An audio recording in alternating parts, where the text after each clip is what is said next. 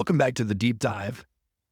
Today, we're really getting into some fascinating stuff. We're diving into the state of American health. Oh, interesting. Yeah, and we're examining this roundtable discussion with doctors and researchers, even activists. Wow, a diverse group for sure. Exactly. They all have really unique perspectives, and we're here to see what are the real core insights and what are some takeaways, thought-provoking things for our listeners. It seems like this discussion, it frames this whole issue as much more than just a health crisis. Right. It almost seems like a societal crisis, potentially even spiritual. The big question they're asking is, are we as a society prioritizing profit over well-being? And if so, what can we do about it? Yeah, that's a heavy question. And the roundtable certainly doesn't shy away from painting a pretty stark picture of American health, right? They highlight some really alarming statistics about the increasing chronic diseases over the past 50 years. We're seeing these dramatic rises in obesity, diabetes, cancer, mental illness, and even infertility. The numbers are really concerning. For example, the discussion points out that childhood obesity has tripled since the late 1970s, with nearly half of all American children now classified as either overweight or obese. And Dr. Casey Meets, she states that a staggering 93.2% of American adults are affected by something called metabolic dysfunction. Wow, that's a huge percentage. Yeah, it's not just a cosmetic issue. It points to these serious underlying problems with how our bodies are functioning at a cellular level. Right, and this metabolic dysfunction, it's presented as a potential link between many of these chronic illnesses. Yeah, it's pretty alarming to consider that such a large percentage of the population is affected by that, especially when you compare American life expectancy and our health outcomes to other developed nations. The difference is it's stark. Yeah, why are Americans experiencing shorter lifespans and higher rates of illness? That's the question. And the roundtable suggests that a major part of the answer lies in the influence of what they call the catastrophic quartet. Oh, big farming, big food, big pharma, and big insurance. They're arguing that these powerful industries have shaped our environment in a way that prioritizes profit over our health. Yeah, let's delve into this catastrophic quartet. Yeah. Maybe you can start by explaining how each element contributes to the problem, starting with big farming. Sure, the roundtable points to the Farm Bill and its subsidies for corn and soy production. This overabundance of these crops just created a surplus of cheap calories that are then really easily turned into unhealthy foods, processed. Exactly. And they also discussed concerns about genetically modified crops. GMOs, right? Yeah, particularly BT corn and their potential connection to health issues like leaky gut syndrome. It's scary to think about. It is. So big farming sets the stage, right? And then big food enters the picture, taking these cheap, readily available ingredients and creating what they call these hyper-palatable, almost addictive food products. Exactly. The discussion really highlights the influence of the cigarette industry on food production, like back in the 1980s. Interesting. This resulted in food manufacturers really focusing on creating foods that trigger those same addictive pathways as tobacco. Wow. Dr. Means actually states that the processed food industry was essentially built on the tactics of the cigarette industry. Wow. So they're applying those tactics to the food we consume every day. It's a disturbing thought. Is. And then, of course, we have big pharma profiting from the illnesses that result from this system, right? Exactly. And the roundtable suggests that big pharma's influence might even extend to medical education and research. Interesting. Potentially, downplaying the role of nutrition and lifestyle factors in chronic disease. So they're not getting to the root of the problem because they're just treating the symptom. Yeah, and finally, there's big insurance. Right. Which is structured in a way that incentivizes treatment rather than prevention. Yeah, it keeps us stuck in the cycle of managing symptoms instead of addressing the root causes of our health problem. It really does. And this leads to a really critical point that the roundtable raises this idea of corruption and complicity within the institutions that are supposed to be safeguarding public health. Lay discussed the Flexner Report of 1910. It was a document that had a major impact on American medical education. The report really emphasized intervention-based medicine, and that might have unintentionally sidelined the importance of nutrition and more holistic health approaches. So it's fascinating, right, that a report that was intended to elevate medical standards might have inadvertently paved the way for a system that prioritizes interventions over preventative care. Right. It really is. And the roundtable goes on to discuss how the influence of money through lobbying, campaign donations, and research funding may be compromising these institutions like the USDA, the FDA, and the NIH. It seems like they're concerned about how these financial incentives might be skewing the priorities of these agencies, potentially leading them to favor industry interests over public health. It's scary. It is. And Dr. Means, he even shares his own experience witnessing this firsthand. He described how he was involved in funneling money from Coca-Cola to the American Diabetes Association. Wow. So they're basically funding the very organization that's supposed to be fighting against the problems they're creating. That's a major conflict of interest. It is. These are serious allegations that point to this potential conflict of interest within the very organizations that are tasked with protecting our health. It's pretty disturbing when you think about it. It really is, but the roundtable does offer some potential solutions. So good. So there is hope. Yeah, and they argue that we as consumers, we possess significant power. In what way? They highlight the potential of consumer boycotts. They reference Jason Karp's shareholder activist letter against Kellogg as an example of how a small drop in sales can force these companies to reconsider their practices. So we can vote with our wallets. Exactly. That's interesting. And they also point to this increasing interest in health and wellness information outside of mainstream media. People are becoming more aware and they're seeking out information beyond what they see on TV or in the newspapers. Exactly. This could indicate a shift in public consciousness where people are taking a more active role in their health. It's empowering, really. It is. This concept of a bottom-up revolution, it's intriguing. Yes, that we don't have to just passively accept the status quo. Right. We can actually push for change through the choices we make and by speaking up. Exactly. And the roundtable really emphasizes that individual actions can create a powerful force for change. The ripple effect. Exactly. So what can individuals actually do to contribute to this bottom-up revolution? What concrete steps can people take to reclaim their health and advocate for a better food system? That's a great question. And the roundtable, they offer several practical suggestions, focusing on both individual actions and policy changes. Let's start with the individual actions. What specific steps do they recommend? They place a really strong emphasis on avoiding ultra-processed foods. Dr. Marty McCary, a surgeon on the panel, offers a straightforward rule: don't eat anything in a package. They also recommend reading labels carefully, prioritizing whole foods, choosing organic options whenever possible, right? And supporting regenerative agriculture. Can you clarify what regenerative agriculture is? Sure. And why it's so important? Regenerative agriculture, it's a holistic approach to farming, that really focuses on rebuilding soil health, increasing biodiversity and sequestering carbon. So it's farming in a way that works with nature, not against it. Exactly. It's about creating a more sustainable and resilient food system. So essentially the roundtable is advocating for a return to real food that nourishes our bodies rather than harming them. Precisely. And they believe that making informed choices about the food we consume is a powerful act of self-care and advocacy. It really is about taking control of our health and demanding better from the companies that produce the food we eat. So what about policy changes? What systemic solutions does the roundtable propose?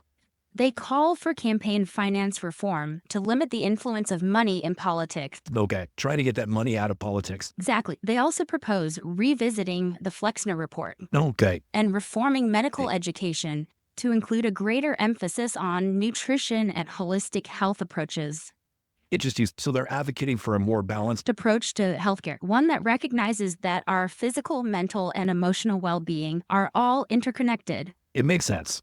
It does. And they also argue for removing conflicts of interest from government health agencies to ensure that these institutions are truly working in the best interests of the public. These are certainly bold recommendations. They are. But the roundtable seems to believe that these fundamental changes are necessary to address the root causes of the American health crisis. And they make a really compelling point about the global disparity in food quality. They reveal that many American companies sell different versions of their products overseas, often with fewer harmful ingredients. What kind of products are we talking about? They cite a number of examples that are like McDonald's French fries, Skittles, Gatorade, Doritos. All of these products have different ingredient lists in the U.S. compared to other countries. So McDonald's French fries sold in the U.S., they contain dimethyl polysiloxane. Okay. Which is an ingredient preserved with formaldehyde. Wow. And this ingredient is not present in the McDonald's French fries sold in the UK. So they're using a potentially harmful ingredient in the U.S. version? And Skittles sold in the U.S., they contain titanium dioxide. Okay. An ingredient banned in Europe because of concerns about DNA damage. Interesting. The UK version of Skittles does not contain this ingredient. So it seems like there's a double standard It does. as it comes to food safety. This double standard raises some serious questions. Why are American consumers being treated differently? It's a valid question, and the roundtable emphasizes the need for consistent safety standards across the globe. They argue that American consumers deserve the same level of protection as citizens in other developed nations. We shouldn't be subjected to lower standards just because we live in the U.S. This point about the double standard in food quality is particularly concerning, right? It suggests that these American companies are prioritizing profit over the health of American consumers. It definitely raises that question and points to a need for greater transparency and accountability within the food industry. The roundtable discussion also highlights the role of mothers in advocating for better health. Interesting. Several speakers identify mothers as key players in the fight for a healthier food system. Mothers are often the ones making the food choices for their families. They're the ones who are most invested in their children's health. He states, "The last thing standing between a child and an industry full of corruption is a mom."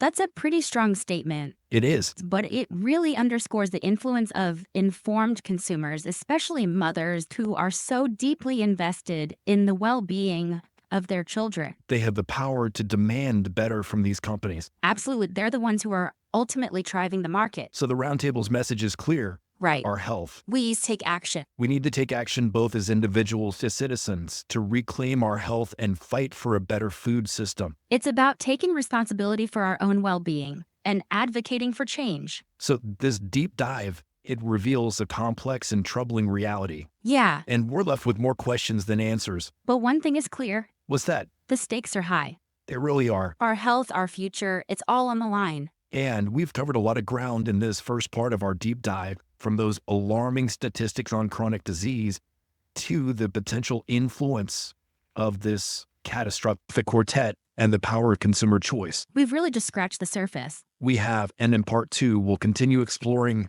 the insights from this roundtable discussion, and we'll focus on some of the key figures and their perspectives. We'll delve deeper into the potential solutions of the path forward. I'm looking forward to getting into those details. Me too. This conversation has shown that even seemingly small actions can have a ripple effect when it comes to health and well-being. The roundtable certainly emphasizes the power of individual choice, even in the face of these large systemic issues. Robert Kennedy Jr. makes a strong case for the potential of preventative measures. Yeah, he actually states that for half the price of Ozempic, we could purchase regeneratively raised organic agriculture or organic food for every American 3 meals a day, and a gym membership for every obese American. That's a pretty bold statement. It suggests that a radical shift in priorities from these expensive treatments to actually investing in the foundations of health. It really highlights the potential for a more preventative approach, focusing on nourishing our bodies and promoting physical activity rather than relying on these costly medications. While the discussion focuses on the role of food in all of this, Right. what about other factors like stress and sleep and social connection? How do those fit into this picture of American health? That's an important point. While food is definitely a crucial piece of the puzzle, it's not the whole picture. The roundtable does acknowledge the significant role that stress and trauma play in metabolic dysfunction. Dr. Chris Palmer, a psychiatrist on the panel, he emphasizes that physical and mental health are very intricately connected to metabolic health. He's observed firsthand how using metabolic therapies, like the ketogenic diet, can actually improve even severe mental illnesses. It's fascinating that connection between these seemingly disparate areas. It suggests that a truly holistic approach to health is essential, one that really addresses the mind, the body, and their metabolic interactions. Dr. Jordan B. Peterson echoes this perspective. He highlights how trauma and stress can directly impact metabolism, potentially leading to weight gain and other health problems. This underscores the interconnectedness of our mental and physical states and the need to address health from this multifaceted perspective. So where do we go from here? Yeah. We've uncovered this complex web of issues: corruption, misinformation, powerful industries that seemingly profit from declining health. It can feel overwhelming, but the Roundtable's message is not one of despair. They offer a glimmer of hope through knowledge and collective action. They advocate for a return to common sense, intuition, and a respect for the inherent wisdom of the body. They urge us to question authority, to demand transparency from our institutions, and to take an active role in shaping our own health outcomes. Robert Kennedy Jr., he draws this powerful parallel to the American Revolution. He states that it began with a small group of activists who challenged this powerful empire. He believes we can do the same today to reclaim our health and, as he puts it, our democracy. It's an inspiring message of empowerment, urging us to be the change we want to see in the world. The roundtable offers a range of solutions from individual dietary changes to systemic policy reforms. They call for greater transparency in food labeling, stricter regulations on harmful chemicals in food production, and increased funding for research into the root causes of chronic disease and preventative measures. They advocate for empowering doctors to prioritize patient outcomes over simply processing patients through the system. This deep dive is really a call to action. It challenges us to think critically about the forces shaping our health and to take responsibility for creating a healthier future. Will you join this bottom-up revolution? Will you become an advocate for change? The choice is yours. One issue that really resonated with me was the impact of ultra-processed foods on our health, especially for younger generations. The statistics are definitely alarming. Del Bigtree points out that early onset cancer has increased by a staggering 79% in the past 3 decades. The influence of big food is undeniable. They've created the system that prioritizes profit over health, and they've been incredibly successful at marketing these harmful products, especially to children. The fact that American companies are selling these different versions of their products overseas, often with fewer harmful ingredients, really speaks to this prioritization of profit over the well-being of American consumers. It's a classic example of a double standard, and it's incredibly frustrating. The roundtable calls for greater transparency and accountability within the food industry. How can we know what we're really consuming if companies are being truthful about their ingredients? Bonnie Airy, a food activist, has been really instrumental in bringing these issues to light. She's exposed the hypocrisy of companies like Kellogg that sell a safer, cleaner version of their cereals in Europe than what they sell here in the U.S. Her activism has spurred some positive change, encouraging consumers to make healthier choices and pushing companies to adopt cleaner practices. It demonstrates the impact that individuals can have when they speak out and demand better. We don't have to wait for the government to act. We can vote with our dollars and support companies that align with our values. Systemic change is crucial as well. The roundtable proposes policy recommendations, such as campaign finance reform, to reduce the influence of big food and big pharma on our elected officials. They also advocate for reforms to the USDA's dietary guidelines, which they believe have been heavily influenced by industry lobbying, whose interests are really being served by these guidelines. The roundtable stresses the need to prioritize research on the root causes of chronic disease and to shift our healthcare system's focus from treatment to prevention. These are bold ideas, and they won't be easy to implement. But as Robert Kennedy Jr. reminds us, we have a responsibility to fight for a better future for our children. That we can't let the status quo continue if it's undermining their health and well-being. We need to demand better from our leaders and hold them accountable for protecting our health. The roundtable's discussion reminds us that we are not powerless. We can make a difference. We can choose to eat real food. We can support companies that prioritize health over profit. We can advocate for policy changes that protect our well-being. What actions will you take to create a healthier future for yourself, your family, and your community? One of the most concerning issues raised by the roundtable is the impact of environmental toxins on our health. The discussion delves into the pervasive presence of pesticides, herbicides, and other chemicals in our food, our water, and even our air, and how these toxins can disrupt our hormones, damage our cells, and contribute to a wide range of chronic illnesses. Dr. Casey Means, she points out that 99% of farmland in the United States is sprayed with synthetic pesticides, many of which are imported from China and Germany. And she highlights the link between these chemicals and a whole host of health problems, including autism, ADHD, hormone disruption, thyroid disease, sperm dysfunction, Alzheimer's disease, birth defects, cancer, obesity, liver dysfunction. It's a sobering reminder of the unseen threats to our health that exist in our environment. The roundtable also discusses this growing problem of microplastics, which are now found in our food, water, and even our brains. Dr. Poehler reveals that recent studies have actually shown that 0.5% of the weight of our brains is now composed of microplastics. Think about that, plastic particles integrated into the very structure of our brains. These statistics are truly alarming, and they highlight the urgent need to address the environmental factors that are contributing to our declining health. The roundtable calls for stricter regulations on the use of harmful chemicals and for greater investment in research on the long-term health impacts of these toxins. We also advocate for supporting organic and regenerative farming practices which prioritize soil health and biodiversity, and reduce our reliance on these synthetic chemicals. It's a call to action to protect not only our own health, but also the health of our planet. What we do to the environment, we ultimately do to ourselves. This deep dive emphasizes the importance of empowering individuals with the knowledge and the resources to take control of their own health. The roundtable argues that we can't rely solely on the medical establishment or government agencies to protect our well-being. We need to become informed consumers and advocates for our own health. They recommend educating ourselves about the food we eat, the products we use, and the environmental factors that can impact our health. They suggest seeking out information from trusted sources and being wary of misinformation and industry-funded research.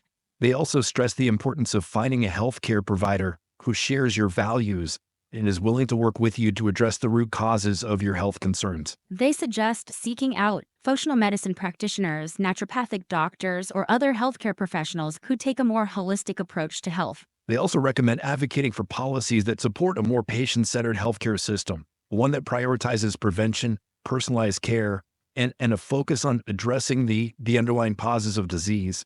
We need to shift the paradigm from reactive treatment to proactive prevention. It's a call to action for healthcare professionals and patients to work together to create a healthier future. This deep dive has provided a wealth of information and insights. The state of American health is in crisis, but there is hope. By understanding the root causes of this crisis, by advocating for systemic change, we can create a healthier future for ourselves, our children, and our planet. What will you do with this knowledge? What actions will you take to reclaim your health and create a better world? We leave you with those questions to ponder. This roundtable discussion has been honestly incredibly eye-opening. Yeah. It's clear that this American health crisis, it's a very complex issue. Yeah, it really is. It stems from both individual choices and these systemic factors that often seem designed to hinder our well-being. It's like we're working against ourselves in a way. The roundtable really emphasizes the need to address this problem on multiple levels. Yeah. Individual, societal, and systemic. Yeah. It's not enough to just encourage people to make healthier choices. Right. We need to create an environment that supports those choices. Yeah, so it's got to be a multi-pronged approach. I mean, those individual changes, but we also need policies that incentivize healthy behaviors that make nutritious food more accessible and affordable, right? And that protect us from these harmful environmental exposures. It's about creating a system that actually prioritizes health rather than working against it. Yeah, it's move away from a disease-focused model of healthcare for one that emphasizes health and well-being. To focusing on prevention. Yeah. And addressing those root causes of illness rather than just managing symptoms. So really getting to the heart of the problem, huh? And this would require pretty fundamental change within how we approach healthcare. It's about taking a more proactive approach to our health. Right. And demanding a system that supports those efforts. And the roundtable, they challenge us to rethink our relationship with food. Yeah. To see it not just as a source of pleasure, but as a powerful tool for healing and vitality. Our food choices, they have such a direct impact on our health and well-being. They do. And it urge us to reconnect with nature. Yes, to support sustainable farming practices so that nourish both the land and our body. Right. And to protect our environment from those harmful toxins. It all comes back to that interconnectedness. Yeah. Our health is so inextricably linked to the health of the planet. Exactly. What we do to the environment, we ultimately do to ourselves. This deep dive, it's been a journey of discovery, I think, for both of us. Yeah, uncovering these forces that shape our health and the possibilities for change. It's been eye-opening, for sure. It's a call to action, to become informed, engaged, and empowered. We have a choice. We do. And our choices really matter. What will you choose? That is the question. That is the question we leave you with today. It's a big one. It is a lot to process, to consider, and it can feel overwhelming. But remember, even small change can make a difference. They really can. Start with one thing. Yeah. Choose to eat one less processed food today. Take a walk in nature, or research a local farmer's market. Just educate yourself on these issues that we've discussed. Every step you take towards a healthier you is a step towards a healthier world. It really is. But keep diving deeper until next time. And remember, you have the power to create a healthier future for yourself and for generations to come. Absolutely. Take care.